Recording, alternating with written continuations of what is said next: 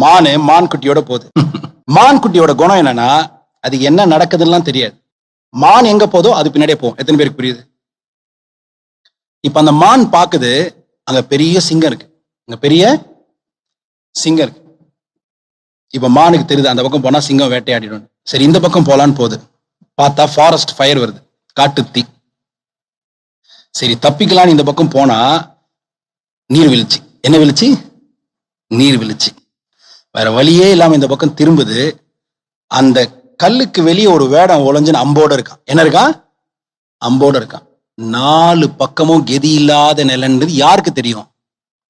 மானுக்கு தான் தெரியும். இன்னும் மான் குட்டிக்கு தெரியாது. இப்ப மானு பதட்டப்பட்டு ஓடனா மான் குட்டி என்ன பண்ணும்? will lose his temper. இததான் நீ உன் குழந்தைக்கு பண்ற. நீ டென்ஷன் ஆனா உன் குழந்தை என்ன ஆகும்? டென்ஷன் ஆயிடும். நீ டென்ஷன் ஆனா திரும்பி நார்மல் ஆயிடுவேன். ஆனா உன் குழந்தை டென்ஷன் ஆனா திரும்பி நார்மலா ஆவாது, கொலாப்ஸ் ஆயிடும். அது வேற விஷயம். கூட இதுவும் சேர்ந்து புரிஞ்சு நல்லா புரிஞ்சுக்கோங்க. இப்ப அந்த மானுக்கு ஒரே ஆப்ஷன் தான், எப்படி இருந்தாலும் சாவ போறோமா, சரி நிம்மதியாவது சாவோன்னு சொல்லிட்டு பதட்டப்படாம புல்ல மேயுது. இங்க வந்து எல்லாரும் கவனிக்கணும், என் ஸ்டூடெண்ட்ஸ் உட்பட. Please understand.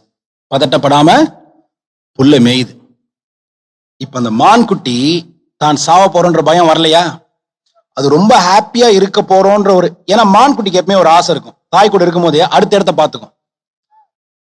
அந்த இடம் வேடனை தாண்டிய இடம். வேடனை 100% மான் குட்டி நம்புது நம்ம அங்கதான் போறோம்னு. ஏன்னா மான் குட்டிக்கு அங்க வேடம் இருக்கிறது தெரியாது.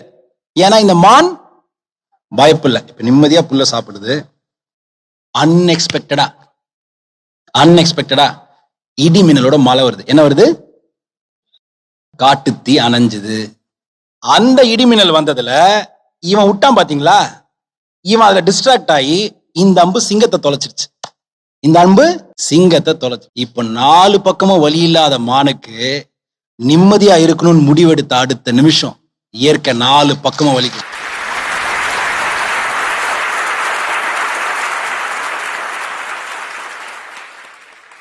உனக்கு எல்லாமே ப்ராப்ளமா இருக்கலாம், பாத்துக்கலாம். நான் வேற மாதிரி சொல்ல முடியும். காட்சிகள் இல்லாத இருளின் வெளிச்சத்தில் இறைவன் ஆட்சி செய்வான். அதை உன்னுள் இருக்கும் சிவனே சாட்சி செய்வான். புரியாம போயிடும் கண்ணு, புரியாம போயிடும்.